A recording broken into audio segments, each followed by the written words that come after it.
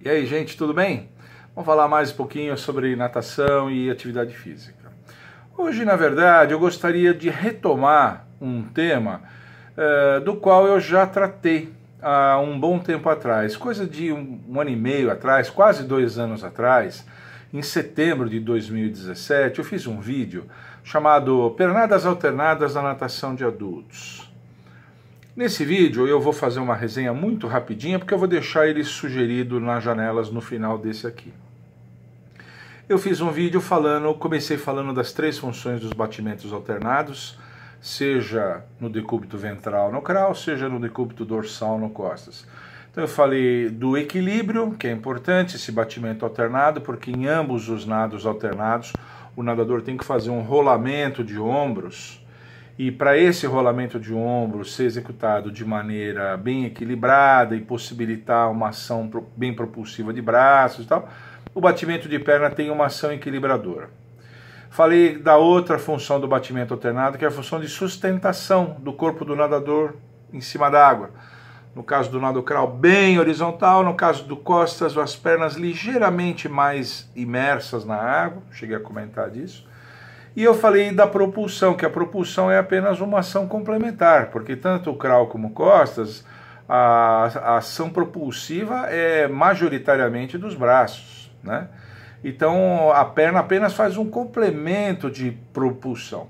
E em razão dessa proporção de propulsão e em razão da dificuldade que os alunos adultos têm em aprender o batimento de pernas, eu falei que a gente pode perfeitamente, no aprendizado dos alunos adultos, não de criança. Criança, a gente trabalha essas 3 funções: equilíbrio, sustentação e propulsão. No caso dos adultos, a gente pode trabalhar apenas a função equilibradora e sustentadora e deixar a função propulsiva um pouco para depois.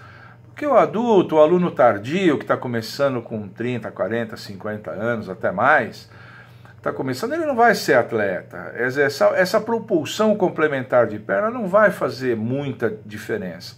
O importante é que a perna, o batimento alternado de perna para o aluno adulto, seja equilibrador e sustentador. Isso é que importa para ele, né?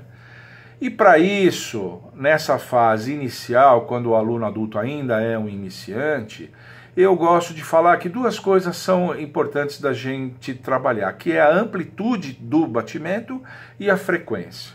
Importante que o batimento tenha uma amplitude correta, né? Quer dizer, a distância cima a baixo que as pernas fazem, que os pés fazem, seja uma amplitude correta, não pode ser nem muito pequenininho, nem exageradamente grande, né? Isso tanto no crawl como no costas.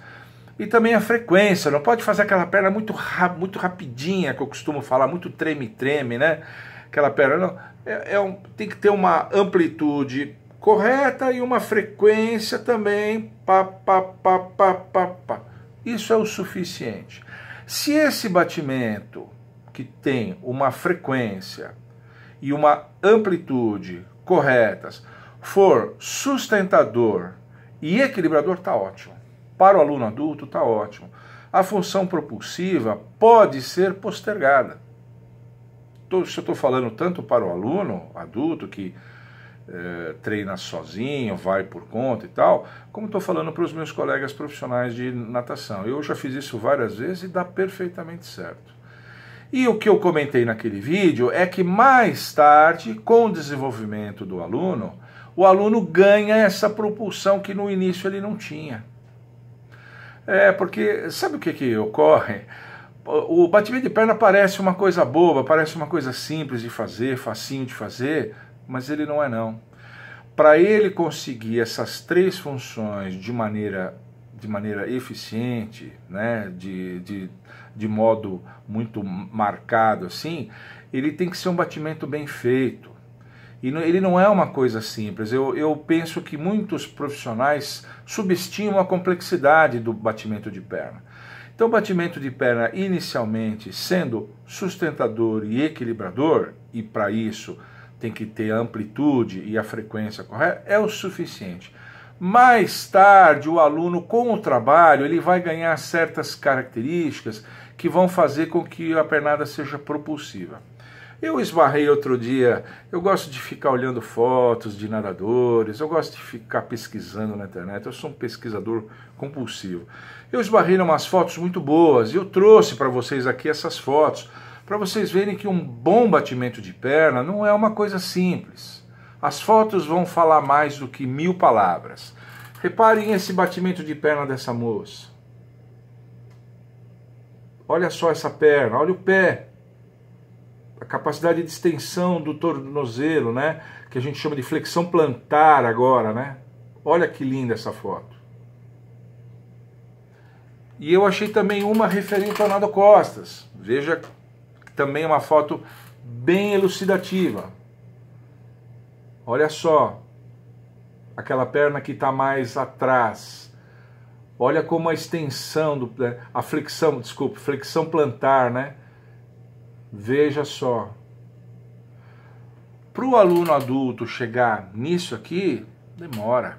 Não é uma coisa simples. A gente não deve subestimar isso. O batimento no início, sendo sustentador e equilibrador, tá ótimo.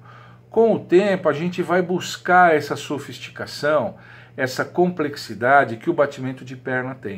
E eu acho que 3 coisas são importantes para isso. Primeiro, mobilidade articular, principalmente do tornozelo. Coxo-femoral, as 3 articulações envolvidas é a coxo-femoral, joelhos e tornozelos. Eu acho que a coxo-femoral e os joelhos nem tanto, mas os tornozelos, os adultos têm muita dificuldade. Então você tem que trabalhar isso durante os aquecimentos ou no término da aula, fazer alongamento, o próprio aluno alongar, fazer a flexão plantar, forçar com a mão a flexão plantar, a dorsiflexão do pé, fazer esse movimento e com o tempo ganhar amplitude articular de tornozelo. Existem alguns adultos que têm dificuldade também com joelho e coxo femoral, mas são dificuldades muito mais raras. O que mais acontece é aquele posicionamento da articulação do tornozelo que é difícil para o aluno adulto. A segunda coisa é um relaxamento muscular. No começo do aprendizado, o adulto é muito tenso. Ele não consegue fazer essa perna lânguida, essa perna soltinha e conseguir fazer aquele empurre para que o batimento de perna alternado seja, além de tudo, propulsivo. Ele tem muita dificuldade. Ele faz um batimento meio robotizadinho, durinho, tenso no início. E com o tempo ele vai ganhar esse relaxamento muscular para fazer isso. E por último, um trabalho de propriocepção e coordenação. Tem que ter um trabalho de coordenação, principalmente a primeira foto, eu vou mostrar de novo. Essa primeira foto, reparem que há uma coordenação muito boa da articulação coxo-femoral, joelho e tornozelo final para conseguir fazer o empurre da água para baixo e um pouco para trás também. Então veja que tem que ter uma coordenação muito fina, muito sofisticada, né?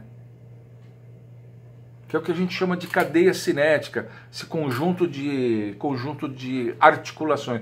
Então essa cadeia cinética, ela tem que ter um trabalho assim de movimentação que não é uma coisa simples de fazer. Então quando eu disse naquele vídeo que a ação propulsiva, o requisito da ação propulsiva pode ser postergado, é porque ele não é uma coisa fácil mesmo não.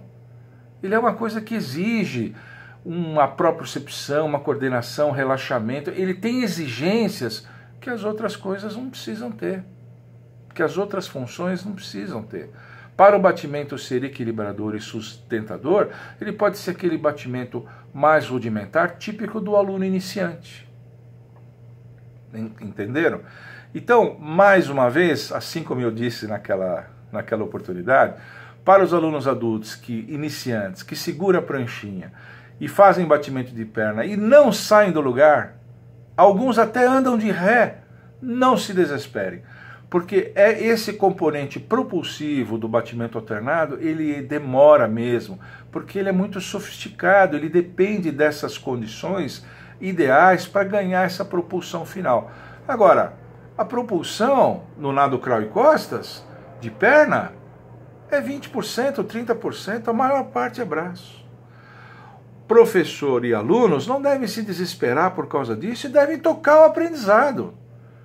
Ao contrário, devem tocar o aprendizado porque tocando o aprendizado o aluno vai ganhar essa descontração, ele vai ganhar mais intimidade com a água, vai melhorar a sua vivência, a sua própria percepção, ele vai melhorar uma série de coisas que vão ajudar ele lá na frente a ganhar finalmente essa propulsão complementar que a perna pode dar. Tá bom? Era isso. Praticamente uma retomada, né, daquele assunto. Eu quis só detalhar um pouco mais a razão, né, dessa relativização que a gente faz da ação propulsiva, né, porque tem gente que não concorda muito, acha que o aluno tem que aprender desde logo e tal. Eu acho que não precisa fazer isso não.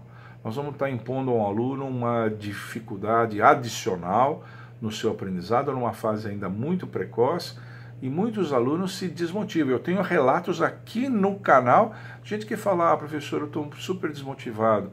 Sabe por quê? Porque eu vou lá, bato perna e não saio do lugar. Mas isso não é razão para isso. Não há razão para isso. Tá bom? Por hoje era isso, gente. Espero que vocês tenham gostado. Se vocês gostaram, deixa um like aqui, ativa o sininho, divulguem o nosso canal para os seus amigos. Continue me mandando dúvidas e sugestões, estou procurando responder a todos, principalmente sugestões, sempre tenho tido sugestões muito boas. Pessoal que me acompanha aqui é um pessoal bom, viu? Manda umas sugestões boas. Tchau!